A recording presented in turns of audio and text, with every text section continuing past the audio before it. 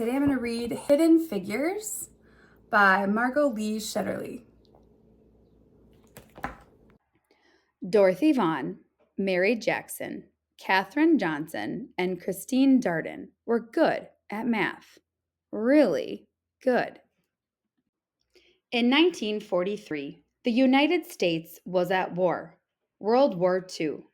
Dorothy Vaughan wanted to serve her country by working for the National Advisory Committee for Aeronautics, the government agency that designed airplanes. Having the best airplanes would help America win the war. Making airplanes fly faster and higher and safer meant doing lots of tests at the agency's Langley Laboratory in Hampton, Virginia. Tests meant numbers, numbers meant math, and math meant computers. Today, we think of computers as machines, but in the 1940s, computers were actual people like Dorothy, Mary, Katherine, and Christine. Their job was to do math. Because Dorothy was black and a woman, some people thought it would be impossible for her to get a job as a computer. She lived in Virginia, a southern state where laws segregated or kept apart black people and white people. They could not eat in the same restaurants. They could not drink from the same water fountains. They could not use the same restrooms. They could not attend the same schools. They could not play on the same sports teams. They could not sit near each other in movie theaters. They could not marry someone of a different race. But Dorothy didn't think it was impossible. She was good at math, really good.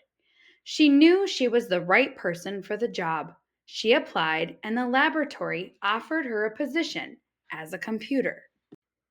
At work, blacks and whites were kept apart. The white computers worked in one building, and Dorothy and the other black computers worked in a different building, in their separate office. Even though they worked on the same kinds of assignments, the black computers and white computers used separate bathrooms and ate in separate lunchrooms. America won the war in 1945, but Dorothy stayed on the job, still trying to make airplanes faster and safer. By 1951, the Americans and the Russians were competing to see who could build the best planes. That meant more experiments and more numbers. Lots and lots of numbers. And more numbers meant the need for more computers. That's when Mary Jackson got a job as a computer at Langley. She worked in a group that tested model airplanes and wind tunnels. A wind tunnel was a machine like a huge metal box with a powerful fan attached. Mary put model airplanes in the wind tunnel and blasted them with air from the fan.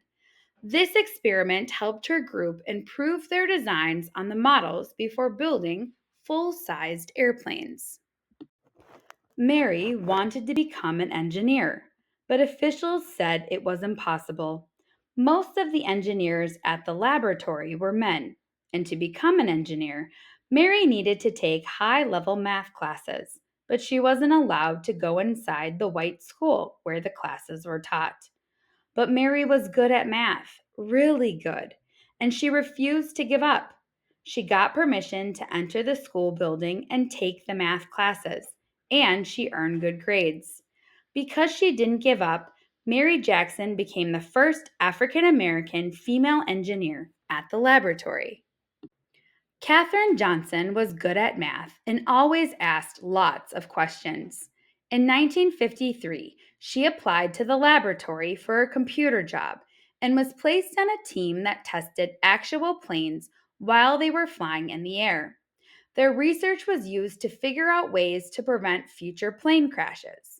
In one of her first projects, she learned how to analyze turbulence or dangerous gusts of air. No one knows how many lives her work may have helped save. Catherine wanted to help the group prepare its research reports, so she asked if she could go to meetings with the other experts on her team. Her boss told her it was impossible. Women aren't allowed to attend meetings, he said.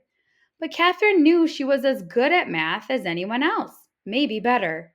So she asked him again and again. And again. Catherine asked her boss so many times that he finally invited her to the meetings. Catherine was good at math, really good. And because she fought to be treated the same as men, she became the first woman in her group to sign her name to one of the group's reports. In the 1950s, the Langley Laboratory bought a machine computer that could do math faster than the human computers. At first, these machines made mistakes. Dorothy learned how to program the machines so that they got the right answers. She taught the women in her group how to program the computers too. In 1957, Russia launched a satellite known as Sputnik into orbit around the Earth. The United States started building satellites to explore space too. For years, the laboratory had used math to design airplanes. Now it would need math to create spaceships as well. The government decided to change the agency's name from the National Advisory Committee for Aeronautics to the National Aeronautics and Space Administration, NASA. In 1961, President John F. Kennedy told Congress, I believe that this nation should commit itself to achieving the goal before this decade is out of landing a man on the moon and returning him safely to Earth. A man on the moon?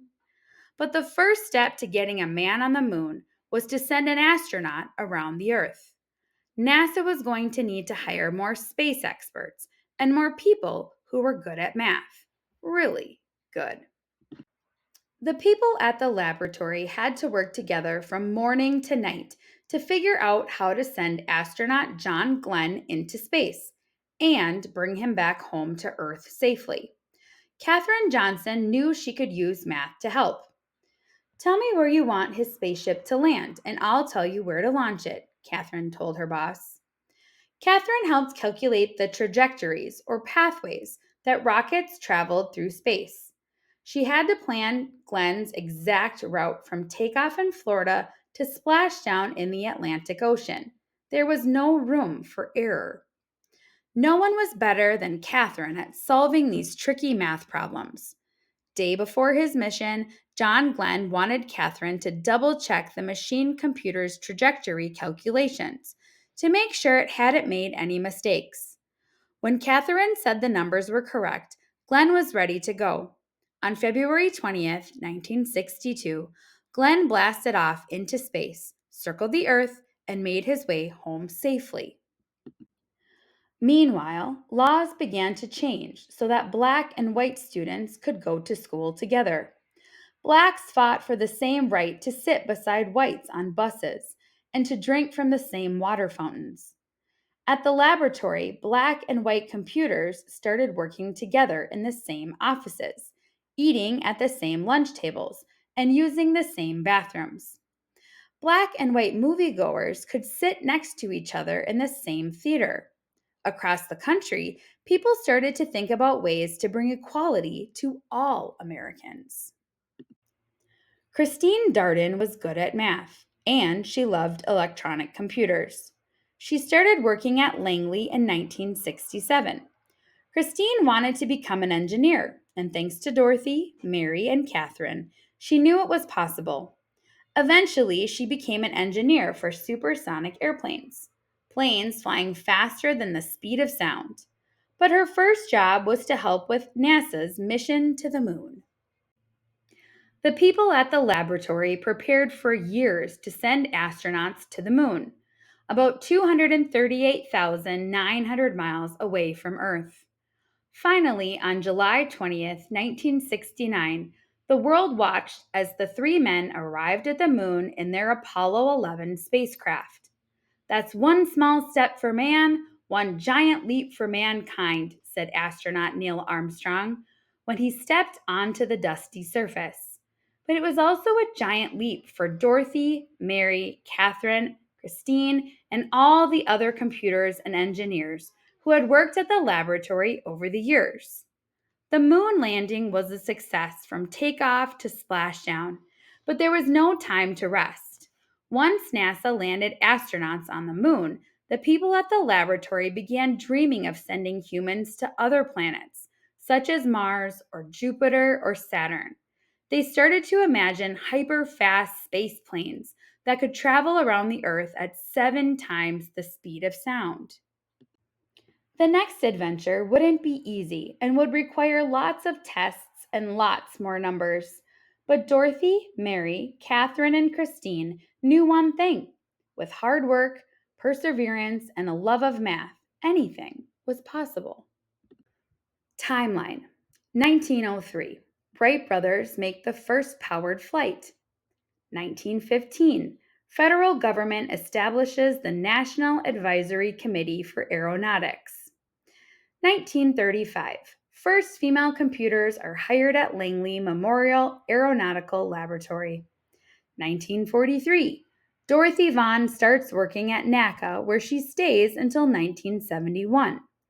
First African American female computers are hired at Langley Memorial Aeronautical Laboratory. 1951. Mary Jackson starts working at NACA, where she stays until 1985. 1953. Katherine Johnson starts working at NACA, where she stays until 1986. 1954. Supreme Court Brown versus Board of Education decision rules that it is unconstitutional to have separate schools for Black and white students. 1957. Soviet Union launches the Sputnik satellite. 1958. National Aeronautics and Space Administration, NASA, replaces NACA. 1961. Soviet cosmonaut Yuri Gagarin orbits Earth. 1962. John Glenn orbits Earth. 1967. Christine Darden starts working at NASA, where she stays until 2007. 1969. Neil Armstrong and Edwin Buzz Aldrin become first humans to land on the moon.